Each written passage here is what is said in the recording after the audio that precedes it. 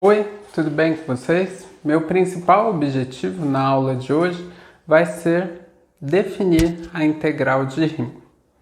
Mas antes eu vou introduzir alguns conceitos. O primeiro deles é o de partição de um intervalo.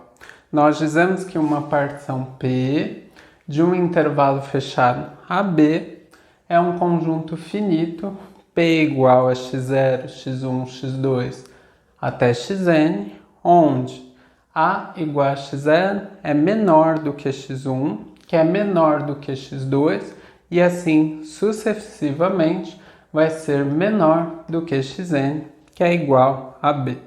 Vejamos um exemplo. Se nós considerarmos o intervalo fechado, 10, nós teremos que P igual a 1, 3, 4,7, 5,2 e 10 é uma partição deste intervalo. Por quê? O primeiro elemento do conjunto P, 1, é o extremo esquerdo do nosso intervalo fechado, 1, 10. O último elemento do conjunto P, 10, é o extremo direito do nosso intervalo fechado. E além disso, nós sabemos que 1 é menor do que 3, que é menor do que 4,7, que é menor do que 5,2, que é menor do que 10. Agora, observem que uma partição P de um intervalo fechado AB divide este intervalo em n intervalos fechados da forma xi menos 1, xi, onde o i varia de 1 até n. Vejam que no meu esboço do intervalo fechado AB, este intervalo está dividido em n intervalos, onde o primeiro deles é um intervalo fechado x0, x1, o segundo deles é o intervalo fechado x1, x2, o iésimo deles é um intervalo fechado xi menos 1, xi, e o nésimo intervalo deles é o intervalo fechado xn menos 1, xn. A amplitude de um intervalo fechado da forma xi menos 1, xi vai ser indicada por delta de xi e é igual a xi menos 1. Deste modo, nós temos que delta de x1 é o x1 menos x0, delta de x2 é x2 menos x1 e assim por diante. Delta de xn é igual a xn menos xn menos 1. No nosso exemplo, nós tínhamos que o x0 era igual a 1, o x1 era igual a 3, o x2 era igual a 4,7, o x3 era igual a 5,2 e o x4 era igual a 10. Então, neste caso, nós temos que o delta de x1 é 3 menos 1, que é igual a 2. Delta de x2 é 4,7 menos 3, que é igual a 1,7. Delta de x3 é 5,2 menos 4,7, que é igual a 0,5. E o delta de x4 é 10 menos 5,2, que é igual a 4,8. É importante destacar que os números ΔX1, ΔX2 e assim sucessivamente ΔXn não são necessariamente iguais, como nós vimos no nosso exemplo. E o maior destes números vai ser chamado de amplitude da partição e vai ser indicado por max de ΔXi, fazendo referência ao maior valor encontrado entre os ΔXis. No nosso caso, o maior valor encontrado foi o de ΔX4, que é igual a 4,8. Então, no nosso exemplo, a amplitude da partição é 4,8. Nós também podemos denotar uma partição deste modo: P, dois pontos, A igual a x0, menor do que x1, menor do que x2 e assim sucessivamente menor do que xn, que é igual a b. Seguindo, eu vou introduzir o conceito de soma de rima. Dado uma função f definida em intervalo fechado AB e P uma partição deste intervalo fechado, para cada índice I, onde I varia de 1 até N, escolhendo arbitrariamente um número CI no intervalo fechado xi-1, xi, a soma f de C1, delta de x1, mais f de C2, delta de x2 e assim por diante, mais f de Cn, delta de xn, vai ser chamada de soma de rima de f relativa à partição P e aos números CI. Vejam que se vocês mudarem a partição ou mudarem os números CI, o resultado da soma, vai ser diferente. Agora, observem que em cada um dos gráficos esboçados existe um retângulo RI que é determinado pelas retas x igual a xi menos 1, x igual a xi, y igual a 0 e y igual a f de CI. No primeiro gráfico, f de CI é positivo e no segundo gráfico, f de CI é negativo. Olhando para o primeiro gráfico, qual que é a área do retângulo RI? Nós sabemos que a área de um retângulo é base vezes altura. A base é xi menos 1, ou seja, delta de xi, e a altura é f de CI.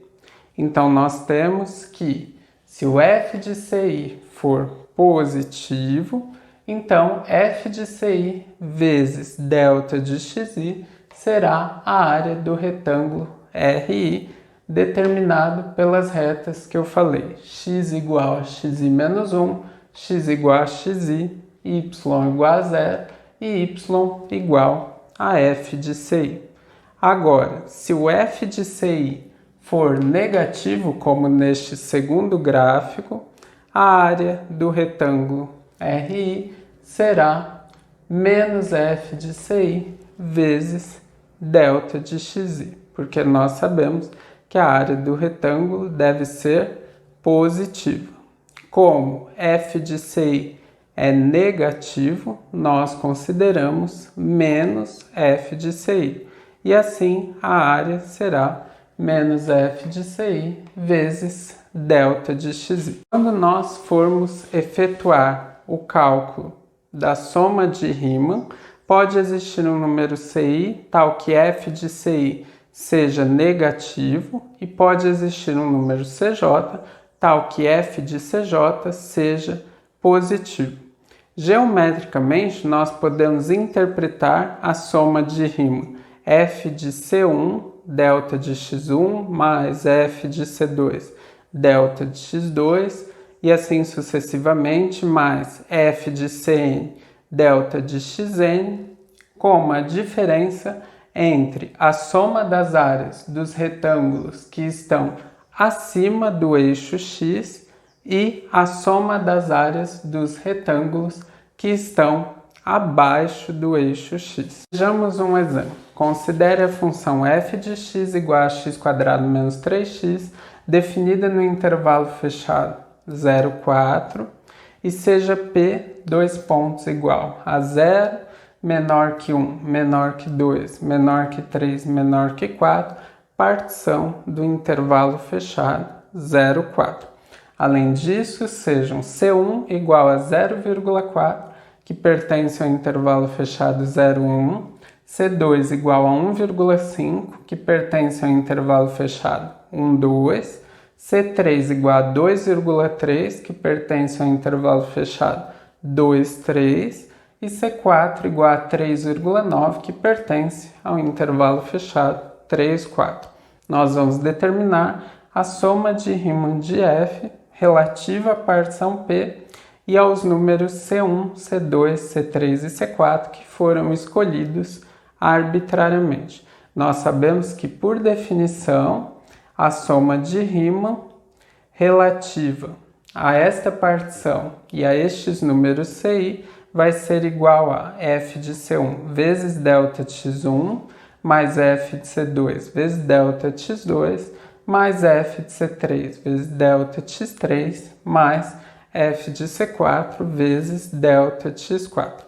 Fazendo as substituições, f de C1 é o f de 0,4, que vai ficar vezes delta x1, que é x1 menos x0, mais f de C2 é o f de 1,5, que vai ficar vezes delta x2, que é x2 menos x1, mais f de C3 é o f de 2,3 vezes delta x3, que é x3 menos x2, mais o f de C4, que é o f de 3,9 vezes o delta x4, que é x4 menos x3.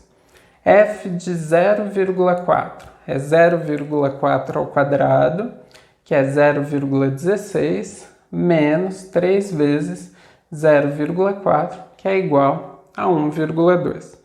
Aí fica vezes x1 menos x0, ou seja, vezes 1 menos 0, mais f de 1,5 é 1,5 ao quadrado menos 3 vezes 1,5, ou seja, 2,25 menos 4,5, que vai ficar vezes x2 menos x1, ou seja, 2 menos 1, mais f de 2,3 é 2,3 ao quadrado menos 3 vezes 2,3. Vai ficar 5,29 menos 6,9, que vai ficar vezes x3 menos x2, ou seja, 3 menos 2, mais o f de 3,9, que é 3,9 ao quadrado, menos 3 vezes 3,9, ou seja, 15,21 menos 11,7, vezes x4 menos x3, que é igual a 4 menos 3. Efetuando esses cálculos, nós vamos ter 0,16 menos 1,2 é igual a menos 1,04, que vezes 1 vai dar menos 1,04, mais 2,25 menos 4,5 é menos 2,25, que vezes 1 vai ser menos 2,25, mais 5,29 menos 6,9 é menos 1,61, que vezes 1 é menos 1,61, mais 15,21 menos 11,7 é 3,51, que vezes 1 é 3,51.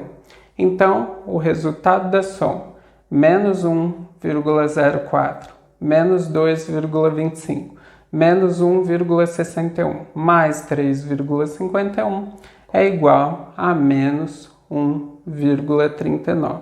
E assim, a soma de Riemann de f relativa à partição P que foi dada e aos números C1, C2, C3 e C4 que foram escolhidos vai ser igual a menos 1,39. A seguir, nós vamos ver como é possível interpretar geometricamente a soma de Riemann encontrada no nosso exemplo.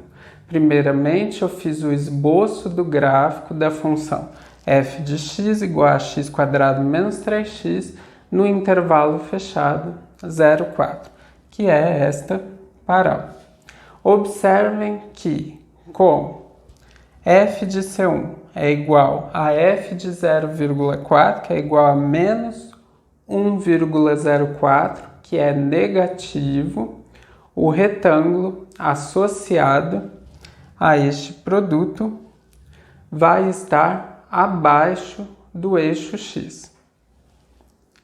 Como f de C2, que é o f de 1,5, é igual a menos 2,25, que é negativo, nós vamos ter que o retângulo associado a f de C2 delta de x2 também vai estar abaixo do eixo x.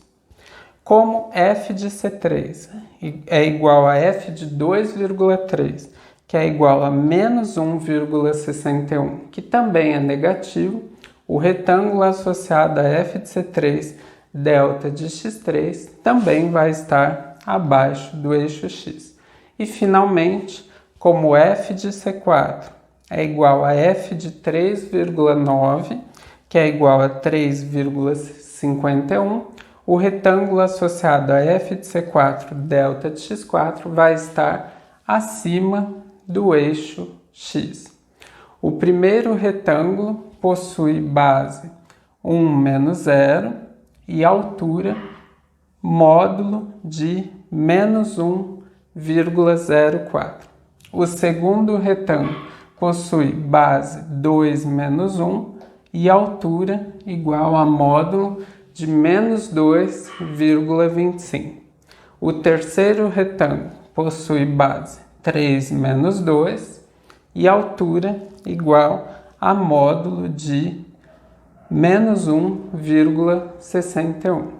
E o quarto retângulo possui base 4 menos 3 e altura igual a módulo de 3,51.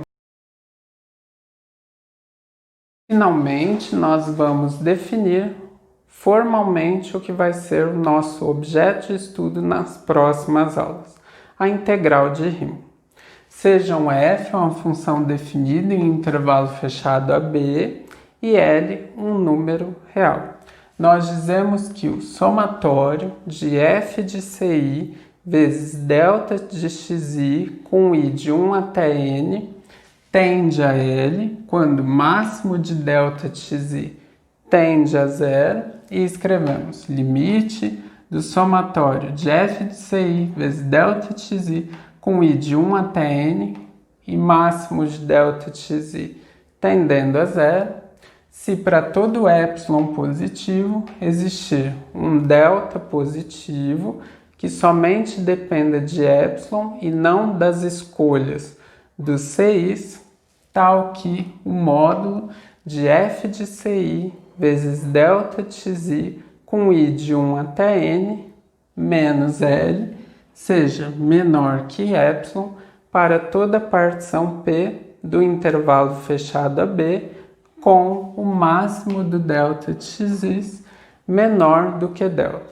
É possível provar que tal número, quando existe, é único e nós vamos chamá-lo de integral de f ou integral de Riemann de f no intervalo fechado AB e vamos denotá-lo por um S com A abaixo e B acima de f de x dx, ou seja, a integral de f de x dx de A até B vai ser o limite do somatório de f de ci vezes delta de xi com i de 1 até n com o máximo de delta de xi tendendo a zero. Além disso, se a integral de f de x dx de A até B existir, nós dizemos que f é integrável ou Riemann integrável no intervalo fechado AB e esta integral de f de x dx de A até B vai ser dita integral definida de f no intervalo fechado AB. Além disso, por definição, a integral de f de x definida no intervalo fechado AA é igual a zero e a integral de f de x dx definida no intervalo fechado BA é igual a menos a integral de f de x dx definida no intervalo AB quando o A é menor do que B. Nas próximas aulas, nós vamos aprender várias coisas sobre integrais de Riemann E como neste curso nós vamos estudar apenas integrais de rima, nós podemos chamá-las apenas de integrais.